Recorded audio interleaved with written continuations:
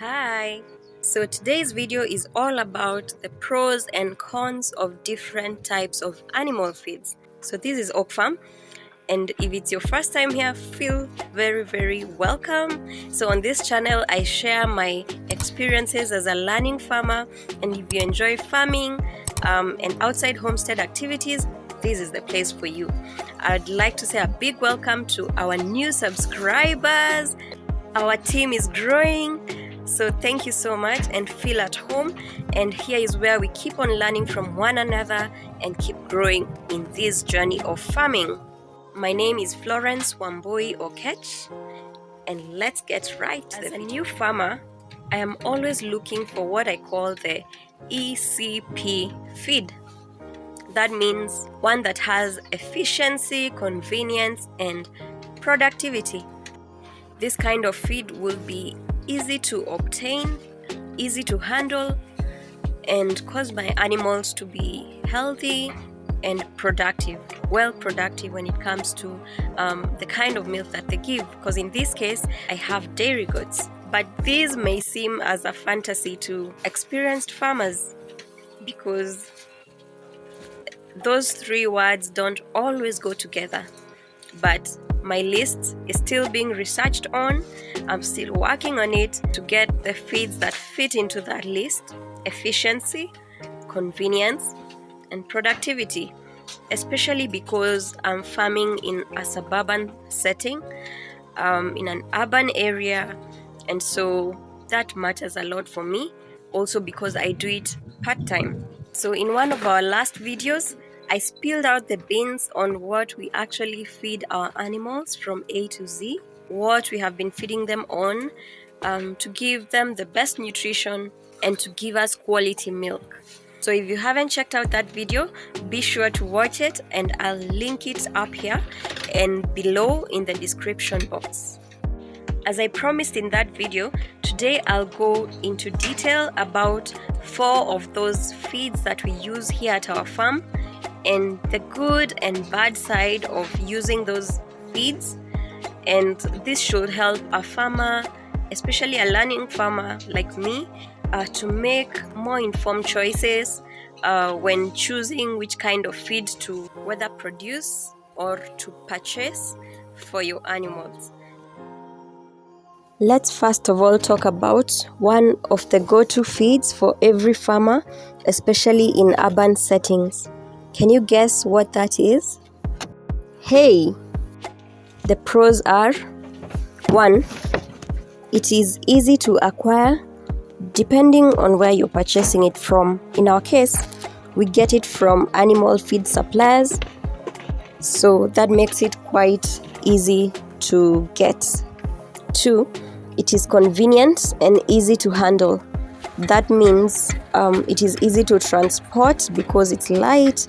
It is easy to store because it doesn't go bad. And it is very easy to serve the animals. The animal feed suppliers usually have already done the hard work of sourcing it from the farms. However, for much larger farms, sourcing it yourself might make much more sense if you're doing it in large quantities. For this reason, stay tuned, for in the next video, I'll talk about where you can obtain these feeds if you're in Kenya, including a list of farms for the same. Thirdly, as I had alluded to, hay has a long shelf life, so it causes the farmer no worry as it is already well dried. Then to the fourth, and one of the most important points for me, it gives great quality of milk, thick and with very mild taste. The cons of using hay are: 1. It can get expensive to maintain if you have a large flock, that is, if you're purchasing from animal feed dealers. For example, in our case, one bale is about 250 to 400 shillings where we live, and that bale will take our 9 goats for one day. It can get expensive if the farm is not producing enough milk yet to sell, or maybe if the customer base has not yet grown enough to sell enough milk to sustain purchasing the hay. Secondly, there is a lot of wastage when the bale has a lot of thick straws that the goats avoid eating. So I've noticed that about a third of the bale goes to waste. That is from my estimation. Well, not exactly to waste for us as we use it for mulching, but that's a function besides what it came to the farm for. Thirdly, the goats need to eat plenty of hay to be satiated. The milk production is generally lower, and the goats would need to eat much more hay to produce the same amount of milk than some of the other feeds that I'll be talking about later in the video. Fourthly, the hay often comes with sharp thorns, so one must be very careful when handling it. Hay is grown mostly in arid and semi-arid areas where the default plants are those with sharp thorns, the adaptation that is. When being baled, it is likely that the machine picks up the grass and the thorns together. So as a farmer, you have to get yourself one of these.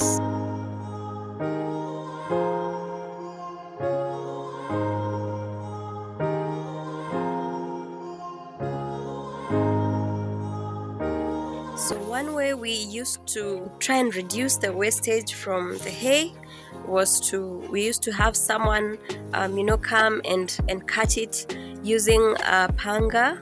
Some of you call it machete.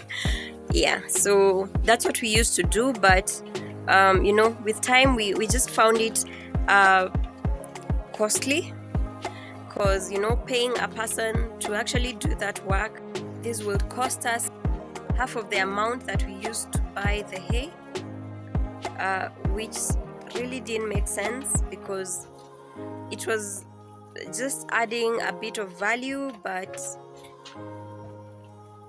it still didn't mean that there was no wastage. It just reduced the wastage, but at a really high cost, which didn't make sense. So we just stopped altogether. But one way that I actually found really worked was once when we had some hay actually shredded by a certain machine that actually makes it into very fine pieces. And we did that also for maize stalks, we did that also for Lucerne, and it was to almost not powdery but very fine, and that was so awesome. There was no waste actually from that food. And if someone is able to get that machine, I'll try and look for that name so that I can put it right here, but that really works well. Next, we'll talk about maize or corn. This is one of the best wonders of plant creation. It's great both for humans and for animals. Actually, it's the Kenyan staple food in form of ugali and githeri or nyoyo. Anyway, that's a story for another day. So the pros for maize include: 1, it is easily available. That is in my case, because many people here in our communities and all over my country farm maize in their farms, whether for their own consumption or for sale. And so most likely many farmers here would find maize plants readily available at the end of the harvesting season. As I mentioned in the last video on feeds, the goats mostly eat the leaves and some of the stalk from maize, but the main part that they eat is the leaves. Secondly, with a little serving of maize, the goats easily get full. That is well compared to hay. Thirdly, maize boosts milk production much better than hay, giving also quality milk with a mild flavor as well. Fourthly, if one is growing the maize plants themselves or is purchasing them from a farmer who already grew them, it's quite affordable to both plant and grow them or to purchase the already harvested plants. The cons for maize are as follows. First of all, it is not ideal for growing in semi-arid areas such as Kitengela, where our farm is located. We find that many people have tried to grow maize, but most of the time they don't get very good results. It still grows, but not in the best way that it could. But if someone is doing irrigation in a sustainable way, then maize is really good. But if relying on rain, it has proven not to be very favorable in semi-arid areas. Secondly, it's not easy to store as it easily rots unless one makes silage using the maize. Thirdly, it's bulky and requires a large storage. So if one doesn't have much space for storage, it could become inconvenient if you want to store for a large number of animals. But if you do have the space, then it's fine, though it still takes up quite some space. Fourthly, lots of wastage results from the stalks, which the goats don't like to eat much of. However, such waste can be used in your compost pits or can be used even to mulch other plants. So with that, we'll go into our next feed, and by now I hope that you're getting some value out of this video. If you have, be sure to like, just so that many more can get to see this video. Next is sorghum. I previously did a video showing how we tried sorghum to supplement our dairy goat feeds. Please check it out over here. It will also be linked in the description box below. We planted the variety only for animal feeds called cow candy. The pros for sorghum include: 1. It is very suitable for semi-arid areas. That means it can survive on much less water than maize, and so it's very, very suitable for areas such as Kitengela, Kajiado County, and places with much less rainfall. Secondly, it is very affordable to grow. Of course, if you have somewhere to plant it, because all it costs a farmer is to buy the seed, to prepare the land, and if you're doing rain-fed agriculture, then there's not much cost to that. There is also a cost for weeding, but overall, it should be way cheaper to obtain.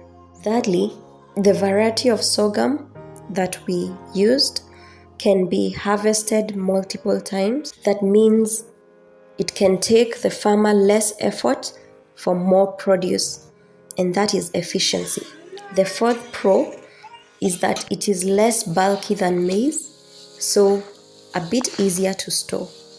Sorghum has smaller stalks than that of the maize plant. The fifth point is that sorghum boosts milk production quite well. The goats, I have noticed that they had to eat a bit more sorghum than they would maize to produce the same amount of milk, but it's still way better than the quantity of hay that they would need to eat to produce the same quantity of milk.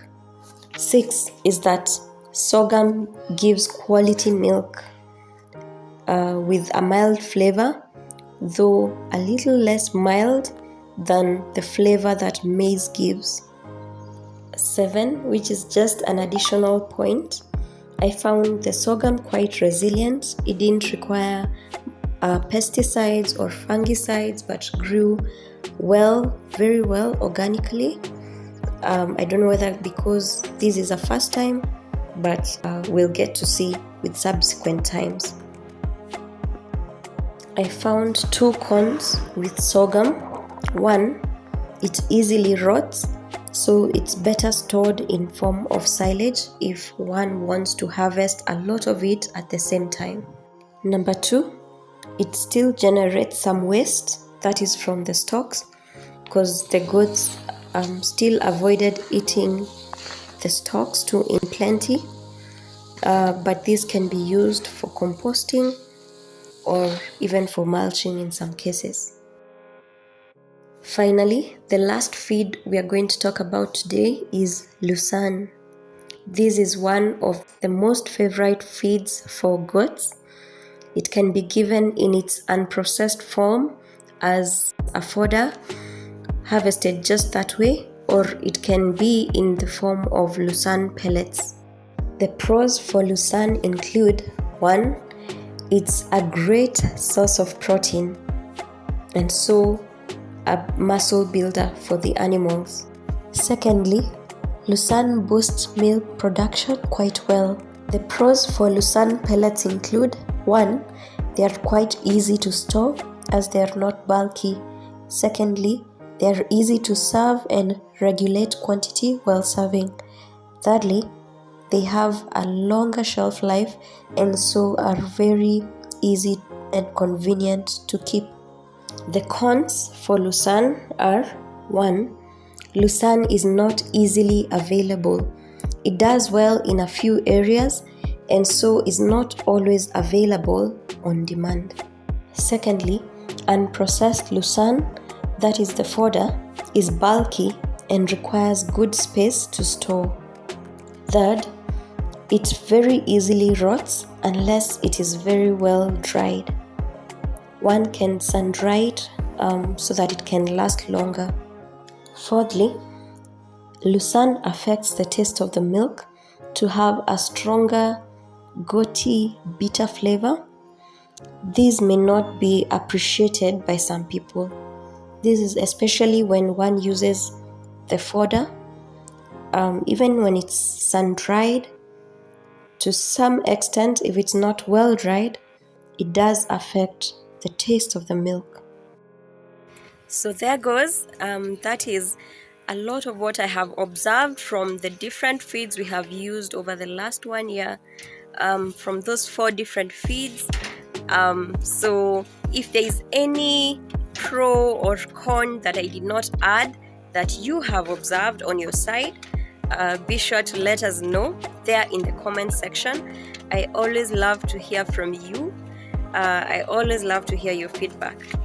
So with all that said, can you guess my favorite feed in line with ECP? Let me know what you think in the comment section. I'd love to hear what you think. And once again, I just want to appreciate each one of you who decided to join this family. And any one of you who hasn't yet, make sure you hit that subscribe button. And if you have enjoyed the video, I believe you have, make sure you give us a big like so that it can be shown to many more people and we can grow. So last time I had promised to talk about where we get these feeds here in Kenya, but I thought putting it in this video would make the video too long, and so I decided to do it in the next video, and so expect that in the next one. Thank you. So till the next video, bye bye.